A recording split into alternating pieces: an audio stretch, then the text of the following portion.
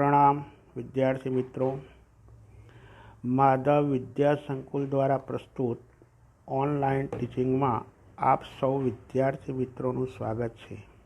मित्रों, हिंदी में पाठ नंबर 4 कर्मयोगी लाल बहादुर शास्त्रीना पाठनी आपणे अगाऊ विस्तृत चर्चा करी हती। आजे आ विडियो में आपणे तेना अभ्यास कार्यनी चर्चा करीशुं। अभ्यास कार्यनी अंदर पहलो प्रश्न छे, देखिए, शास्त्री जी को निष्काम कर्मयोगी कहना अधिक उचित है। शास्त्री जी को निष्काम कर्मयोगी कहना अधिक उचित है। उत्तर है, शास्त्री जी के लिए कर्म ही ईश्वर था। बिना किसी फल की आशा के संपूर्ण भाव से कर्म में लगे रहते थे। जब भी उन्हें अपने कर्म का फल पाने के अवसर मिले, उन्होंने उनकी उपेक्षा की। फल पाने के लालच से उन्होंने कभी कोई काम नहीं किया। शास्त्री जी के इस स्वभाव को देखते हुए उन्हें केवल कर्मयोगी कहना पर्याप्त नहीं है, उन्हें निष्काम कर्मयोगी ही कहना अधिक उचित है। शास्त्री जी कर्म को ही ईश्वर मानते थे और बिना फल की आशा से वो संपूर्ण भाव से कर्म करते रहते थे। जब भी उन्हें अपने कर्म का फल पाने का अवसर मिला तो उन्होंने उनकी उपेक्षा की। फल पाने के लालच से उन्होंने कभी कोई काम नहीं किया था। शास्त्री जी के इस स्वभाव को देखते हुए उन्हें केवल कर्मयोगी कहना पर्याप्त नहीं है, वे निष्काम कर्मयोगी ही रहना अधिक मानते थे। दूसरा प्रश्न, शास्त्री जी का व्यक्तित्व बापू के अधिक करीब था।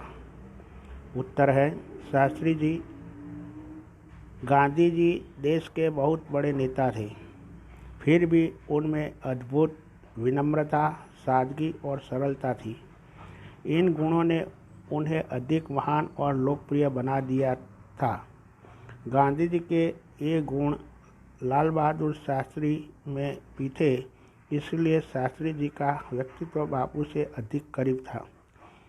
गांधी जी में जो गुण थे, विनम्रता, सादगी और सरलता, वही सब गुण लोकप्रिय लाल बहादुर शास्त्री में भी थे। तो गांधी जी के ये गुण लाल बहादुर शास्त्री में थे, इसीलिए शास्त्री जी का व्यक्तित्व बापू से अधिक करीब था। तीसरा प्रश्न, शास्त्री जी का संपूर्ण जीवन श्रम, सेवा, सादगी और समर्पण का अनुपम उदाहरण है। उत्तर है, शास्त्री जी कर्म को ईश्वर मानकर उनकी पूजा के रूप में श्रम करते रहते थे। देश और समाज की सेवा में ही उन्हें जीवन की सार्थकता लगती थी। उन्हें सादा भोजन और सादा पहनावा ही पसंद था। उन्होंने जो कुछ किया पूरी निष्ठा और लगन से किया। उनकी ये विशेषताएं बहुत कम लोगों में पाई जाती है। अब दूसरा प्रश्न है, अगर महात्मा गांधी आपके स्वप्न में आए तो आप उनसे कौन कौन से प्रश्न पूछेंगे और महात्मा गांधी क्या क्या उत्तर देंगे, सोचिए और बताइए। मित्रों, यह प्रश्न सिर्फ समझने के लिए है, लिखने का नहीं है। अगर गांधी जी स्वप्न में आए तो हम कौन कौन से प्रश्न उनसे पूछ सकते हैं और महात्मा गांधी उनका क्या उत्तर देंगे, वही आपको समझना है। वो प्रश्न लिखना नहीं है। आगे का प्रश्न है, संवाद को आगे बढ़ाइए जिसमें कम से कम 8 से 10 प्रश्न और जवाब हो। वही प्रश्न भी हमें सोचने के लिए है, लिखने का नहीं है। अब आगे का आखिरी प्रश्न है, निम्नलिखित परिच्छेद का शुद्ध रूप से अनुलेखन कीजिए। यहाँ पर एक पैराग्राफ दिया है, वही पैराग्राफ को हमें फिर से शुद्ध रूप से अनुलेखन के स्वरूप में लिखना है। कोलकाता में हमारा घर एक शांत जगह पर है। हमारे बगीचे की दीवार के उस तरफ एक संकरी सड़क है। यह संकरी सड़क वन प्रांत पर जाकर खत्म होती है।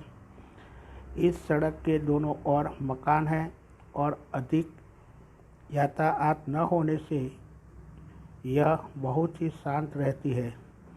सारे दिन इसके आसपास गिलहरियाँ एक दूसरे का पीछा करती है। हमारे आसपास के पेड़ों पर अनेक प्रकार के पक्षी दिखाई पड़ते हैं। सारा दिन हवा में पक्षियों का संगीत तैरता रहता है। वर्तनी, विराम चिन्ह आदि का ध्यान रखकर सुवाच्य एवं सुंदर अक्षरों में इस परिच्छेद का अनुलेखन आपको अपनी किताब में यानी कि नोटबुक में करना है।